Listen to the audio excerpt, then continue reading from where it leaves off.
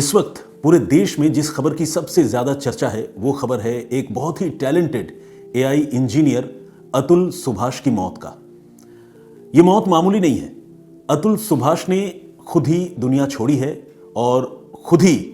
उन्होंने अपने आप को खत्म कर लिया है। लेकिन आखिर उन्होंने ऐसा क्यों किया और ऐसा करने के पीछे उनकी क्या मजबूरी रही, ये सारे सवाल अभी मुंह बाए सामने खड़े हैं। और ये वो सवाल हैं जिन सवालों से हम भाग नहीं सकते। इन सवालों को एड्रेस करना, उन सवालों को सुनना, समझना और दोबारा किसी को अतुल सुभाष की तरह खुद को खत्म न करना पड़े,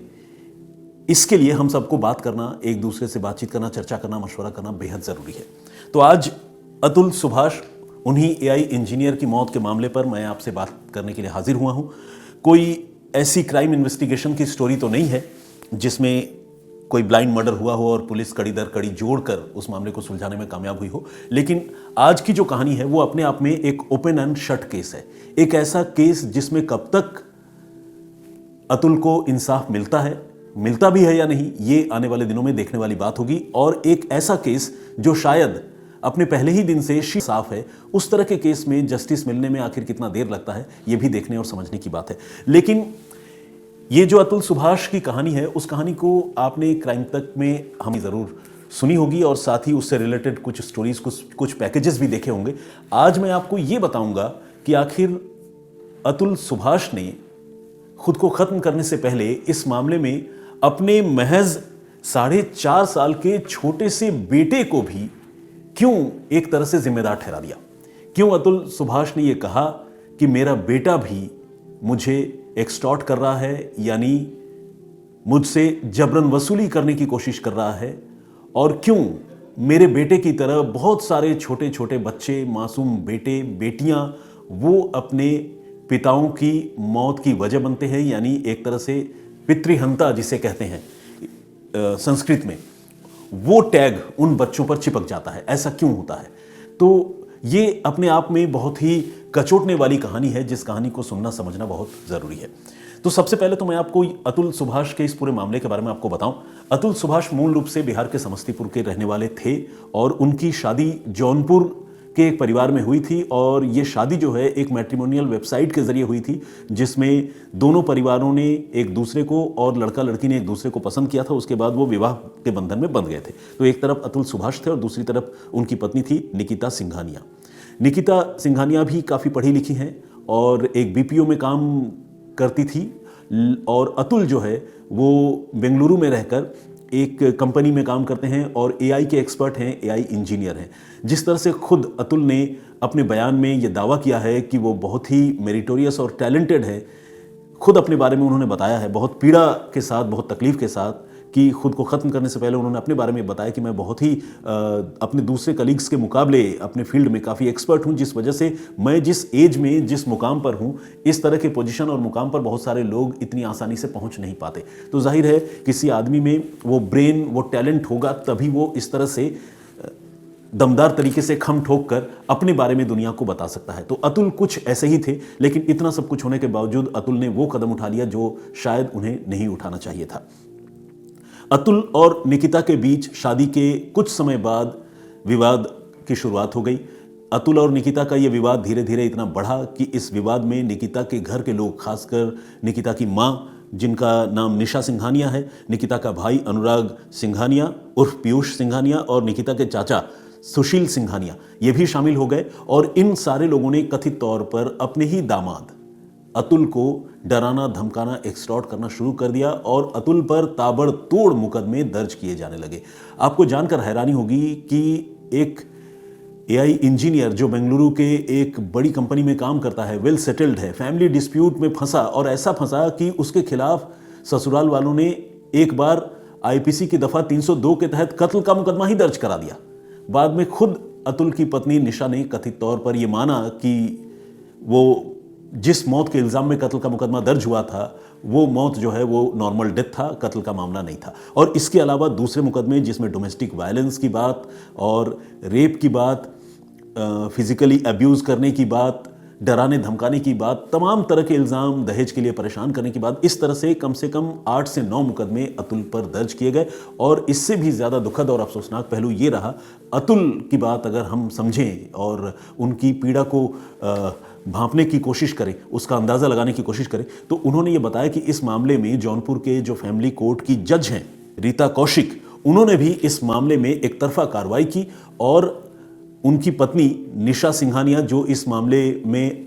अतुल के खिलाफ मुकदमा लड़ रही थी, मुकदमा कर चुकी थी, बिल्कुल आंख मूंद कर सिर्फ और सिर्फ उसी का साथ दिया। यहां तक कि अतुल ने यह भी इल्जाम लगाए कि रीता कौशिक ने उससे खुद 5 लाख रुपए मांगे इस मामले को सेटल कराने के लिए, और रीता की तरफ से उसके पेशकार भी पैसे मांगते रहे, जिसका नाम माधव है, और माधव दूसरे लोगों से रीता की मौजूदगी में, जज की मौजूदगी में पैसे लेता था और रीता कौशिक सब कुछ देखकर भी अनदेखा करती थी। तो अतुल ने सिर्फ अपने परिवार के साथ जो उनका डिस्प्यूट था, फैमिली फ्यूड जिसे कहते हैं, सिर्फ उसे ही उजागर नहीं किया, उस पूरे लीगल सिस्टम की चिंदियां बिखेर दी, जिस लीगल सिस्टम ने कई बार इनोसेंट, मासूम, भोले भाले लोगों को फंसाया और उनकी मौत का जिम्मेदार बना। तो इस लीगल सिस्टम पर भी चर्चा करने की बहुत ज़्यादा ज़रूरत है और यह समझने की ज़रूरत है कि आखिर इस सिस्टम को सुधारा कैसे जा सकता है। लेकिन ये सब करने से पहले आइए आपको बताता हूं कि अतुल ने अपने बयान में क्या लिखा है।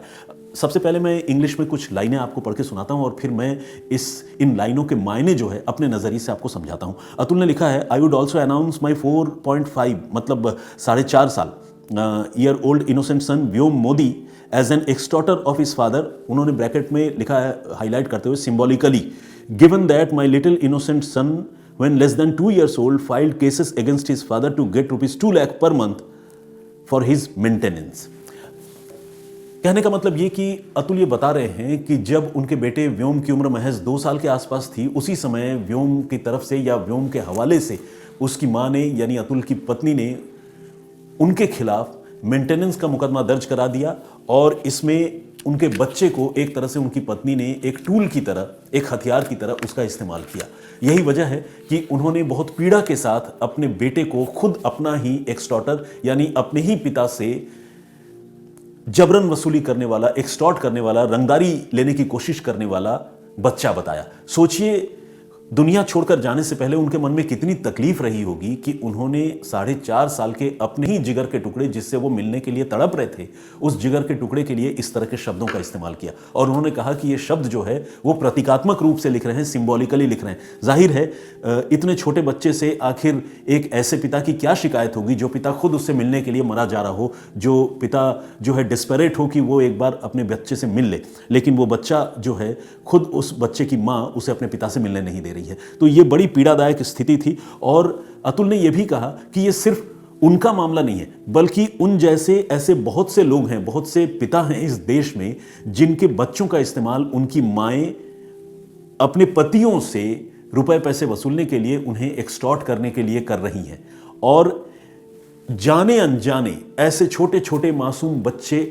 कई बार अपने पिता की मौत की वजह भी बन जाते हैं और उनके सिर पर जो है पितृहंता का टैग, यानी अपने पिता का कत्ल का दोषी होने का टैग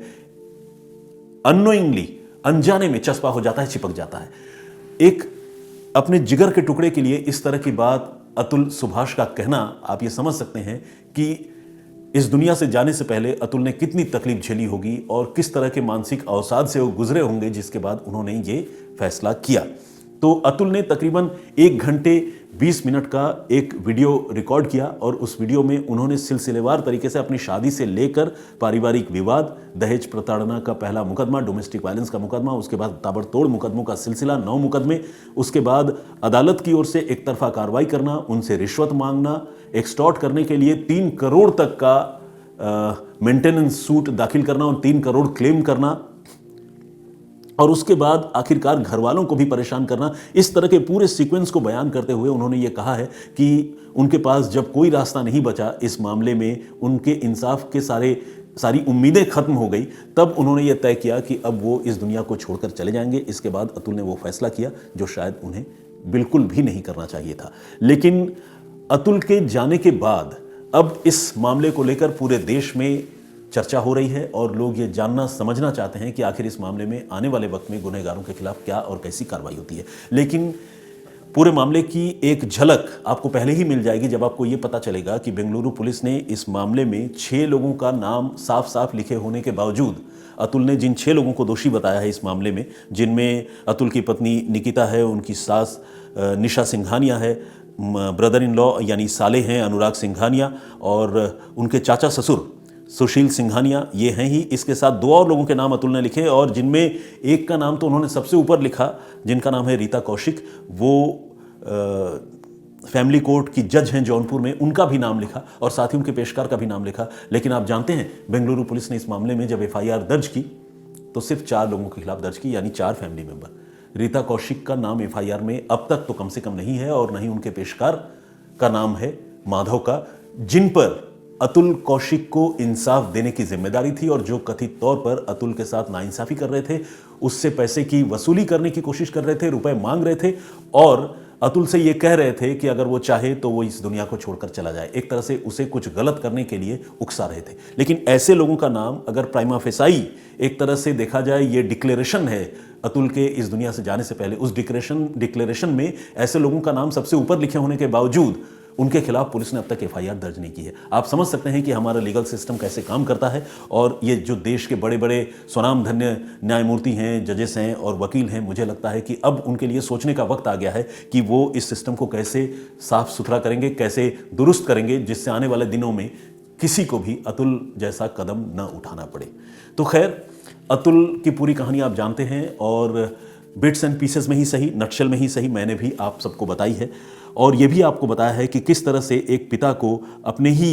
बच्चे के लिए जो है इस तरह के शब्दों का इस्तेमाल करना पड़ा, जिसमें उन्होंने अपने छोटे से बच्चे जो महज 4.5 साल का है, उस बच्चे के लिए ये कहा कि उनका बच्चा भी कहीं ना कहीं अपनी माँ की शह पर जाने अनजाने उनको एक्सटॉर्ट कर रहा है, उनसे वसूली करने की कोशिश कर रहा है। और ये बात उन्होंने, जैसा कि मैंने पहले भी बताया, बहुत सिंबॉलिकली कही है, प्रतीकात्मक रूप से कही है। जाहिर है बच्चे से उन्हें कोई शिकायत नहीं है, लेकिन बच्चे को जिस तरह से एक मोहरे की तरह इस्तेमाल किया गया और बच्चे की माँ ने अपने बेटे को अपने ही पापा के खिलाफ एक मोहरे की तरह यूज़ किया, उस पर उन्होंने अपनी पीड़ा जाहिर की। और वो बात जो है मेरे हिसाब से बहुत ही कचोटने वाली है, जिसका जिक्र मैंने आप सबसे किया।